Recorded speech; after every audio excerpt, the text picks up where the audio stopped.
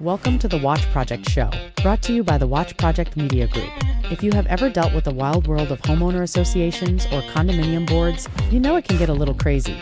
Each show, we're diving deep into the politics, the news, and the unbelievable stories that come out of association living. Whether you're a board member, a homeowner, or just want to learn more, we've got something for you. So, let's get into it. Now, presenting your co-hosts, Dr. Deetra Poindexter, an executive director and the founder of the Watch Project, Michael Shepard.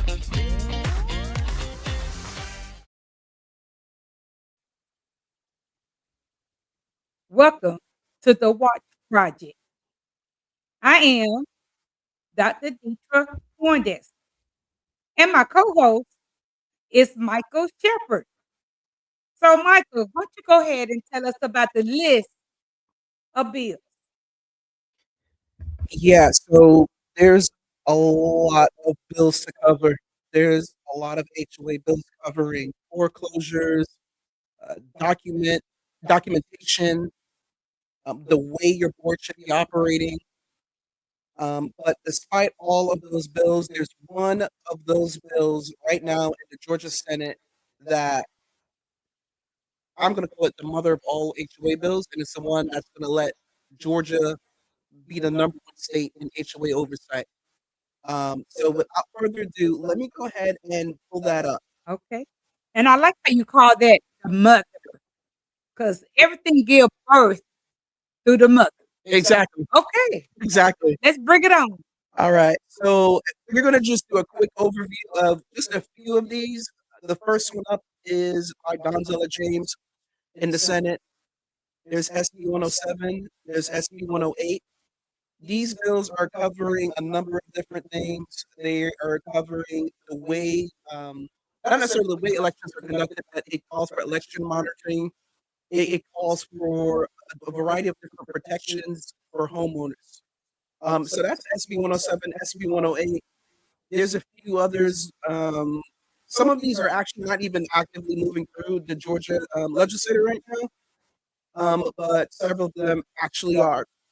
SB406 that you see here, we're going to do a deep dive. That is going to be the Senate bill proposed that will allow the creation of an oversight commission. There's a few other states that have this, but none of them have real teeth, real power, you know? Okay. So when you mean teeth, Yeah. I mean a good bite. We're going to believe the bite. You're gonna be taking a good chunk and bite out of corrupt HOA. So gone are the days of the Wild Wild West HOA, hopefully. Oh, I like that. I'm glad you do, because I do too. And hopefully the people out there do as well. I'm gonna skip ahead. So like I said, you can look these bills up if they're of interest to you. It's quite a few of them. I'm not sure if all of them will actually make it through.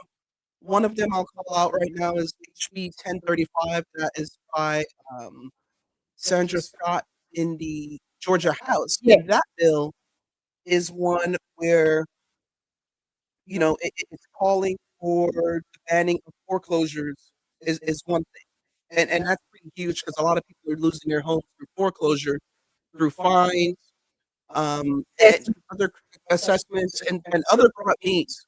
And you know, it's a situation where obviously if you don't pay your assessment, that's an issue, but a lot of people are paying their assessment and still losing their homes. So a lot of these bills are trying to provide some additional protections to owners.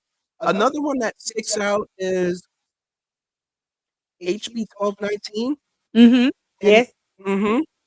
Because this one is actually allowing people and homeowners to come together and say, you know what, this HOA is working for us. We want to go ahead and disband. Right. So when you say disband, we're not disbanding HOA itself. No. We're just disbanding the people that have volunteered to be on that board.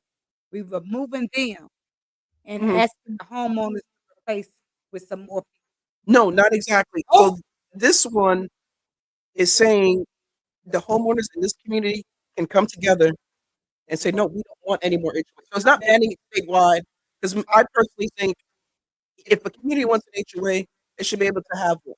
So this is saying for an individual community, they've come together and said, "You know what? This is not working for us. We want to vote."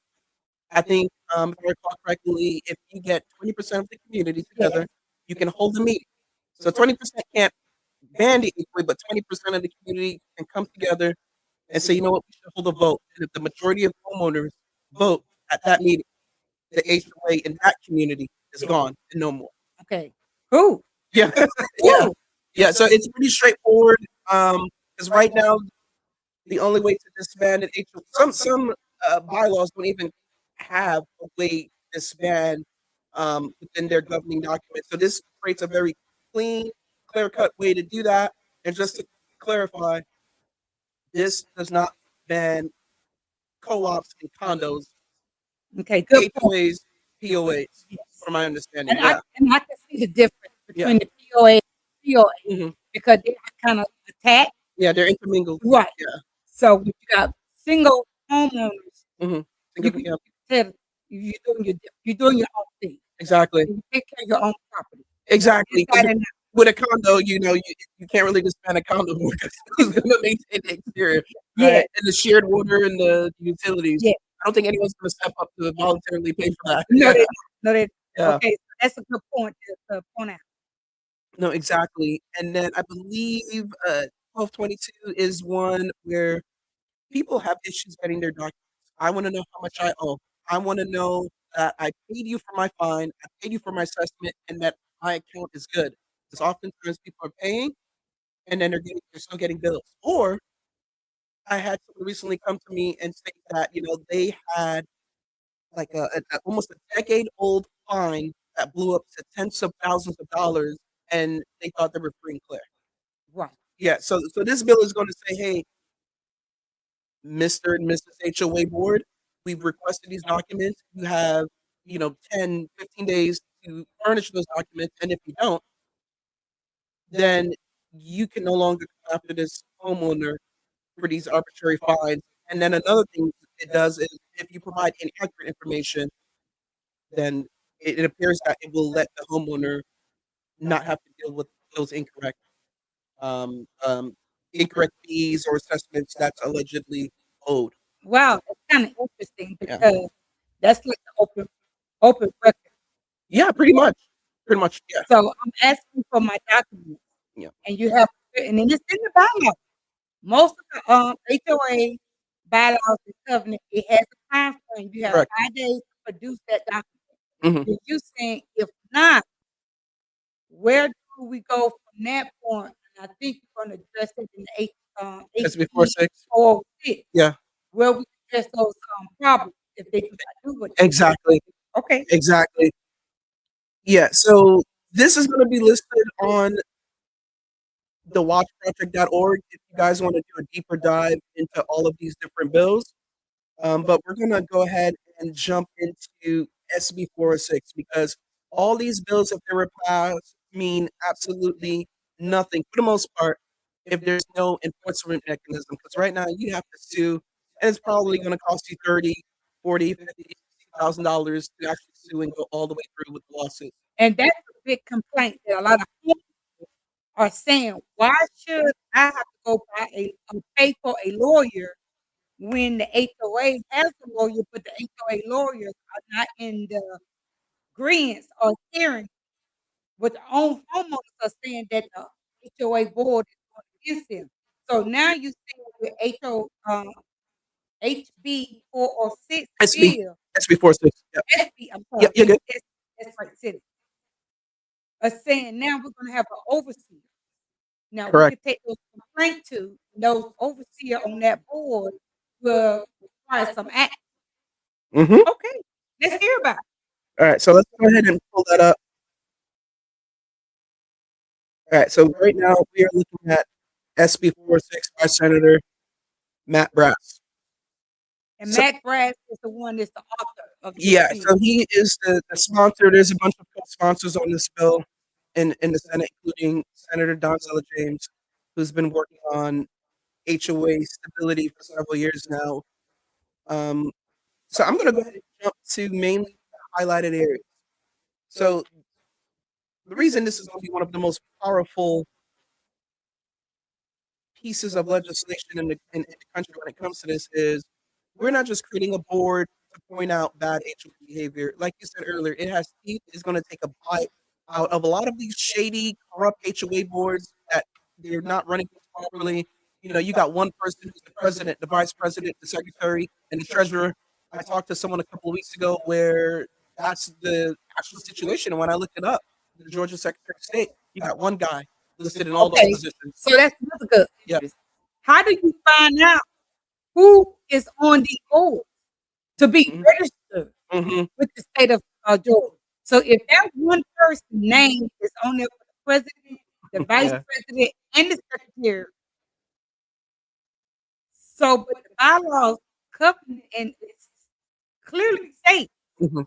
you're supposed to have three different people, not the same people. It does not allow you to have Yeah, very few exception. I'm part of a condo community where one person can serve as the secretary and the treasurer, but not like the president and the treasurer or the president and the secretary. And usually a lot of governing documents will account for people not stepping up. But serving as all of those things, that doesn't provide uh, internal oversight, and it just probably leads to disaster. well, Yeah, it sound like common sense. yeah, If there agreed. be one person doing everything, who's checking the other person? Exactly, Unless exactly. Mr. Hyde, Dr. Jekyll. Exactly. Well, some of these people do have multiple personalities, so maybe they think that qualifies to serve in all these different positions.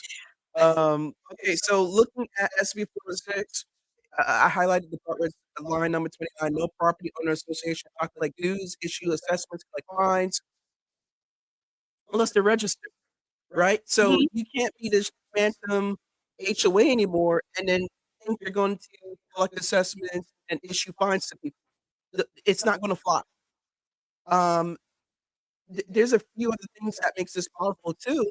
If you look at further into this document, it talks about the reasons why an HOA may actually lose their ability to function as an HOA, and that includes refusing to turn over documents during an investigation, Ooh. refusing to register, like we just mentioned, Mhm.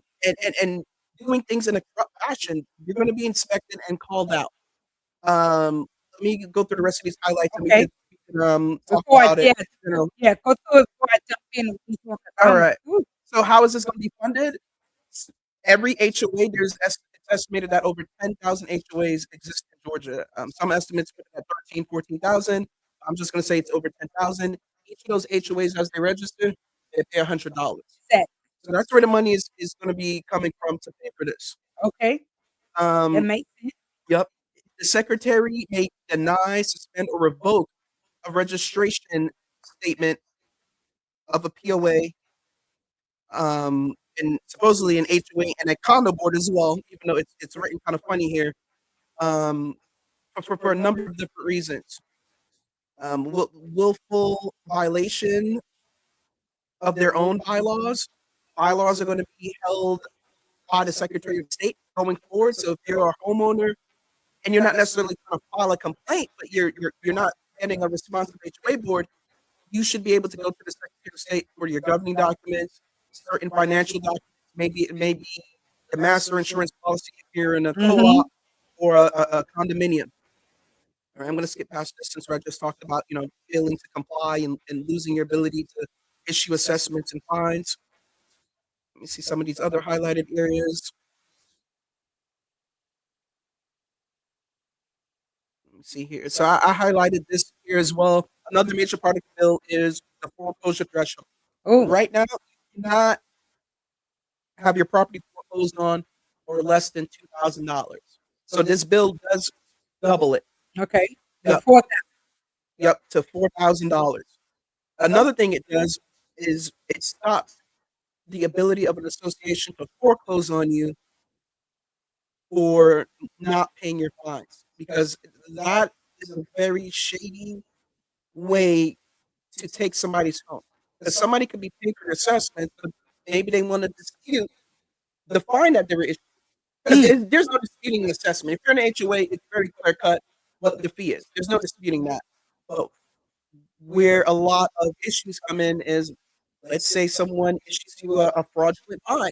And when I say fraudulent, I mean they're issuing a fine that's not even in the bylaws of the governing documents, or it, your bylaws don't allow the HOA to even go that far with how they're fining you. And in the worst case that we've seen recently in the media is the fact that people are getting fines and it doesn't say what it's for. It's just random. It's Right. blank. It's So, completely crazy. so I have two things here on that subject. Mhm. So you're telling me in this bill, they're not, we as the homeowner is only to pay their dues if as far as going up to that $4,000. Correct. It should be over Only dues. assessments, potentially special assessments, but not a fine. Okay, well, okay, so let me make sure we understand because our homeowners want to make sure they're clear. So you're telling me if I put a storm door at my house and the HOA director, board director say, hey, you don't supposed to have that stormed up. Mhm. But in the covenant, it does not give you the measurements, it doesn't tell you anything, Yeah. what kind of storm door it should be.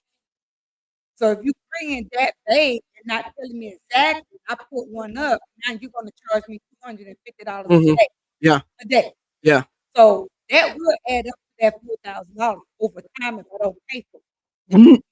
The way it is now, yeah, right now. Right. And So then you telling me you can foreclose on my home as long as I get to that $4,000, regardless if it came from dues or the legal cess- fee. Well, oftentimes, and I learned this recently, you could actually be foreclosed on.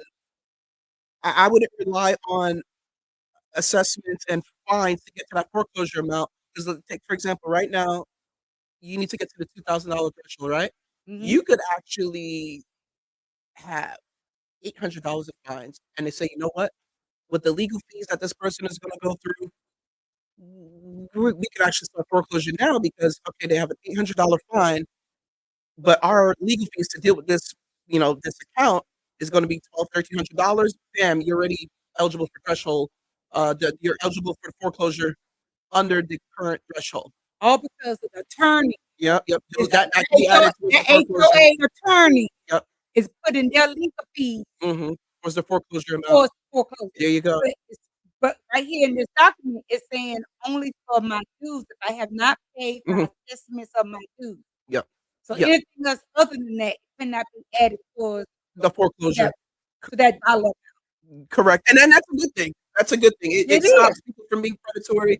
It'll stop people from, I say people, but I'm really, shady HOA boards from targeting people because they want their property and it's saying, you know what, we're going to do selective enforcement. We're only going to find this person even though other people are in violation. Same thing. And because we want their home or we want to get them out of the community. Exactly. Um, That's the point. I want yeah, you out of this community. yeah. And then the other important part of this bill, I didn't highlight this, but this is equally important, is this new oversight commission will have 5 members. They're not going to be paid a salary for understanding and reading this bill and talking to the author, but they'll be compensated for a per diem and other related expenses. But the 5 individuals that will come and form this board will be 3 people to be appointed by the governor of Georgia. Oh. Then you have another person to be appointed by the president of the state senate.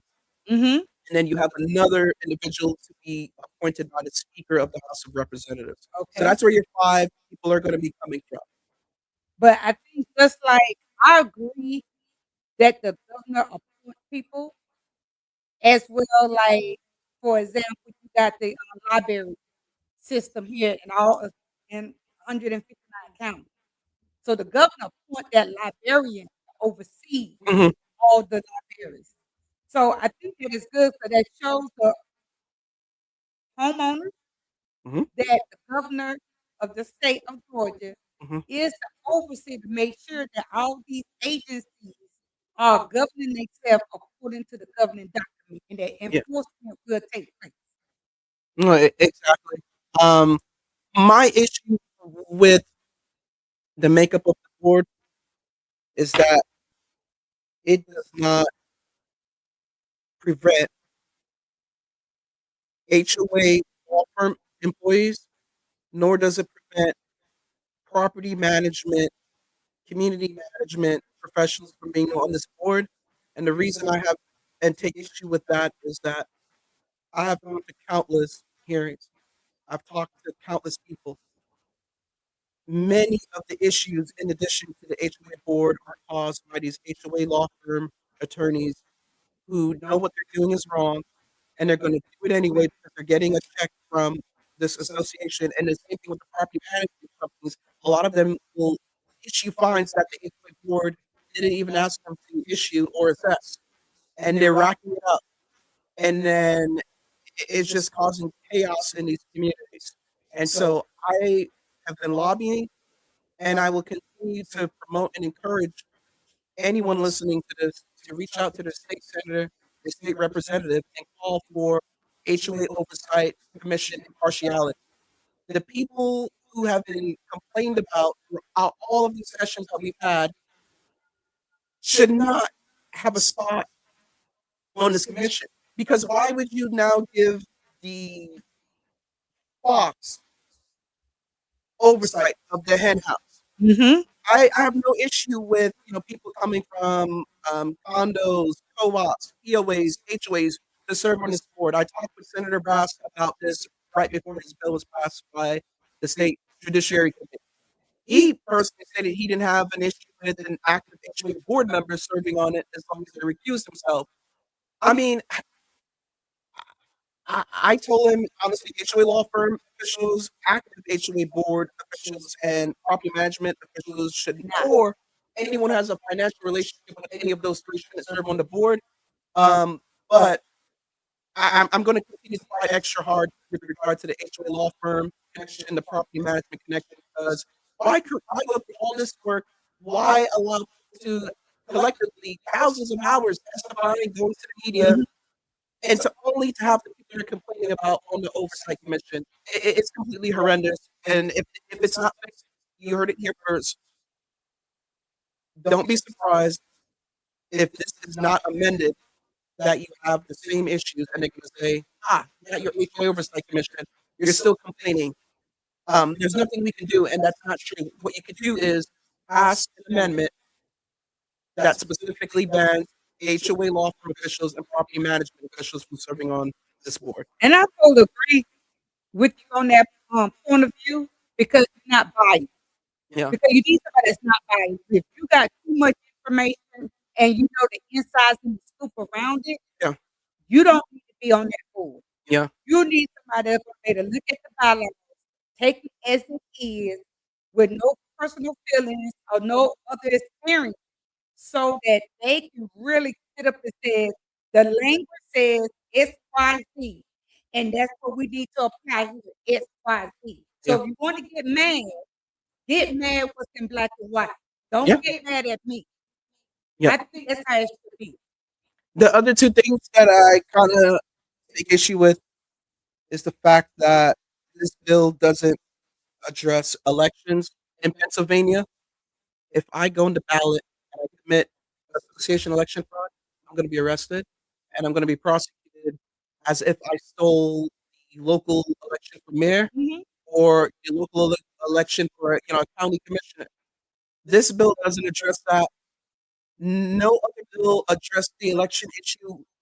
Maybe SB407 or SB408, where it talks about election monitoring, but it doesn't call for a uniform standard with elections for associations, and that needs to be looked at. And then the other issue I take with SB406 is the fact that, yes, I'm glad that you can't be foreclosed on or fines. That's a great rule right there. But I do not see it in the bill where it calls and prohibits an HOA from taking my assessment and applying that to a fine they issued me with. And the reason that's important is I believe that creates a loophole for people to continue to pay their assessment and still lose their home foreclosure because there's no rules with what the HOA can do with their money once you pay them. Right. So it needs to be stipulated. So that's what you're saying. Yeah. If I'm paying, it should go towards my dues first. Well, or not even if I'm paying, if I get an invoice for an assessment, it should go to that. If I get a fine, I need to get a separate invoice, and when I do pay my fine, it needs to apply to that. When I pay an assessment, there should be no, "Oh, we're gonna take this and apply it to that." Now, Senator Brass stated in the Judiciary Committee meeting that, no, like, all of your dues or any money that you pay is applied to dues first. I honestly didn't see that in the bill. I could have missed it. I want people to take a look at the bill, see where I missed it. I'm actually gonna reach out to his office this week to get Okay. help with that, but I do not see that in there. And then one of the other things that people have talked about is that this bill is making a number of references to the POAs, property owner associations. It really should state all mandatory common interest communities, because Mhm. saying this applies to POAs, that's a POA. That's not a condo. It is not a common law HOA. I'm gonna play this video really Yeah. quick where Brass is talking And about the reason this is bill. because if someone's been wronged by their association, Hold on, quick. Let's go ahead and make sure we can start their that. first line of defense is court. And when going to court, if you can afford a lawyer, which many cannot, but if you could, you can't even hardly find one that would take the case.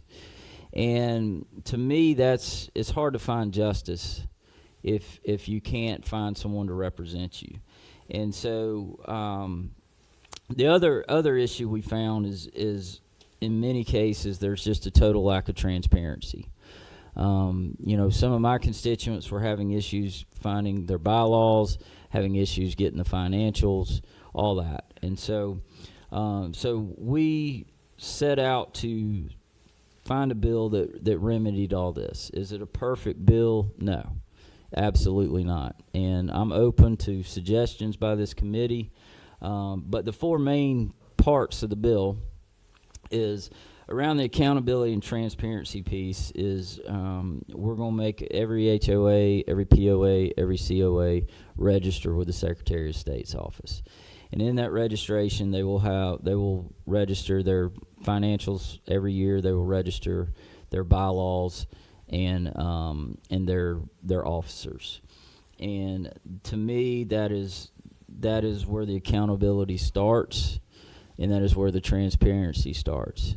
If someone can't get access from their association, it'll be filed with the Secretary of State. So they could file, freedom of information or open records, whatever.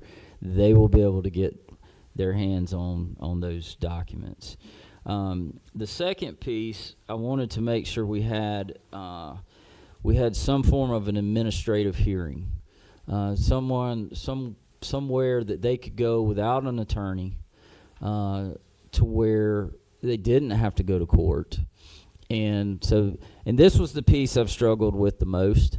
The idea we came up with was to form a board. I'm not big on forming new boards, but that was about all we could come up with. And so the way that would work is the Secretary of State would assign an investigator to an issue.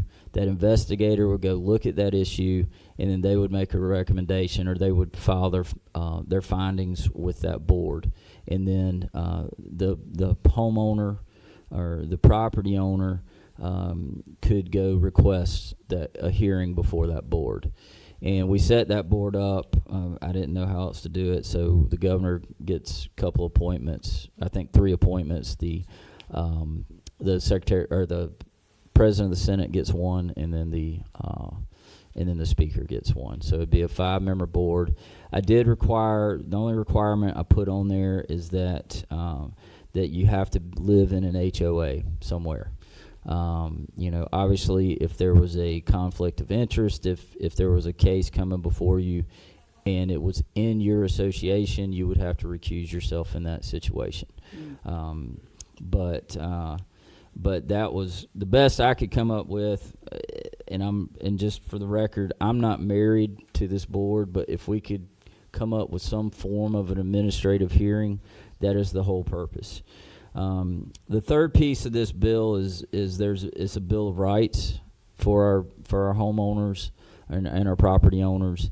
And essentially that's pulling laws that are existing laws that are there to protect them now, but aren't doing the job. But we're pulling them in and making sure that everyone is very clear on what those rights are. And then the fourth and final piece that we're addressing is around the foreclosures. We're seeing some predatory practices out there of some board members overstepping their bounds, overstepping their and really taking people's constitutional rights. And they're using fines and fees to get it to the under existing law. It is you can foreclose on the HOA can foreclose on a home at $2,000. And so we have heard in instances where they have again they've put these fines and fees. People are arguing against them, saying they don't owe those, and then it gets to that $2,000, and then the foreclosure proceedings take place. In fact, I was one of our very own members in the Senate came to me the other day and showed me where that had happened to her. So this is real. So what we did on the foreclosures, we've taken it to $4,000, and then we have said no fines and fees can count towards that number. We even took it a step forward and said anyone in the rears that that as they pay their money, that money will go to the dues first until they get out of the rears on their dues, and then everything after that would go towards the fines and fees. So, All right, so there you heard it. That was Senator Matt Brass actually saying that if you're in arrears and you start paying, it'll go towards your assessment versus the fines in an effort to protect you from being foreclosed on. But that isn't addressing actually the fact that what if you're not in arrears, right? And you get your regular assessment, and then you may also get a fine. You're not getting arrears. Those charges are active. What's to stop the association from taking your assessment money and applying it to those active fines? That needs to be addressed. It doesn't necessarily have to be with this, but we need a senator or rep step in with the elections and the payment fees. And then we need Senator Brass and then other people in the Senate to introduce the amendment. And I just want to say something to all of the Georgia senators out there. You heard it yourself. He's not married to any of this, and he welcomes suggestions. So please step up, be brave, and suggest to him the fact that we need impartiality. Otherwise, all of this effort would be for nothing if the wolves are on the Oversight Commission. So that's all I got to say on that. Okay. I think you did the excellent job, and I think that clip that the American people need to see, and especially our Georgia need to see what is actually going on here in the state of Georgia and how we're going to handle this. But key thing about this, and a lot of homeowners feel like this until they hit home, because as he said, one of his colleagues that's in the Senate got hit with that bill. Yeah. And we're like, oh man. And So one of his now- constituents as well. Right. Yep. So now we see it's on the plate. But we've been, as the people of Georgia, been crying out a long time. Yep. So I thank you. I thank our listeners for watching in with us. We appreciate you very much. And we're not done. We're not done. So make sure you go to the Watch Project website. Make sure you sign up, be a member. Also, we want you to subscribe to our YouTube. We need for you to click, like, and share. Understand? There you go. Until we do this again, Michael. Until we do this again. This was fun. It was fun. All right. Take care. Bye.